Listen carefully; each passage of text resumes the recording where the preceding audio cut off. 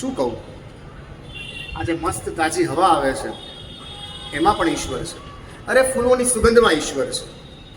મારી અને તમારી અંદર જે આત્મરામ છે એમાં પણ ઈશ્વર સમાયેલો છે. છતાં ઘણી વખત આપણને એવો પ્રશ્ન થાય કે ઈશ્વર ક્યાં છે. તો એના વિશે આપણા ગીતકાર નિદા ફાઝલી એવું કહે છે કે તું ઇસ તરહ સે મેરી जिंदगी में शामिल है, जहाँ भी जाऊँ ये लगता है तेरी महफिल है.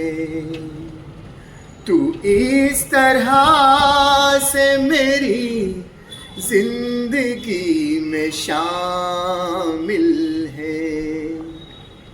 પ્રહલાદને એના પિતા હિરણ્યકશ્યપુએ પણ એક વખત આવું જ પૂછ્યું હતું કે ઈશ્વર ક્યાં છે, અને ત્યારે ભક્ત પ્રહલાદે એવો જવાબ આપ્યો હતો એના પિતાને કે ઈશ્વર તો કણ કણમાં છે.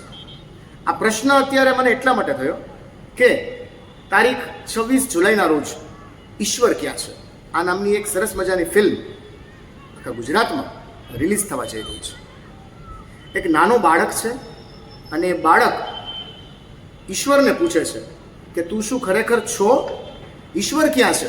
આવો પ્રશ્ન એ નાના બાળકના મનમાં થાય છે.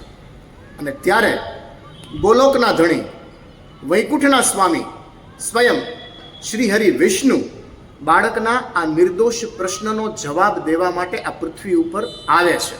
એની આખી આ સ્ટોરી છે. પ્લોટ કન્સ્ટ્રક્શન કંઈક આ પ્રકારે છે. અને આમ પણ એવું કહેવાય છે મિત્રો કે બાળક છે ને એ ઈશ્વરે માનવ જાત ઉપર લખેલો એક સરસ મજાનો પ્રેમપત્ર છે.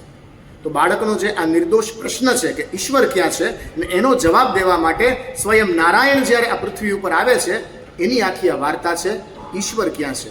જોવા માટે અચૂક જજો તમારા નજીકના થિયેટરમાં. તારીખ 26 જુલાઈએ આ ફિલ્મ રિલીઝ થઈ રહી છે. ઈશ્વર ક્યાં છે. નમસ્કાર.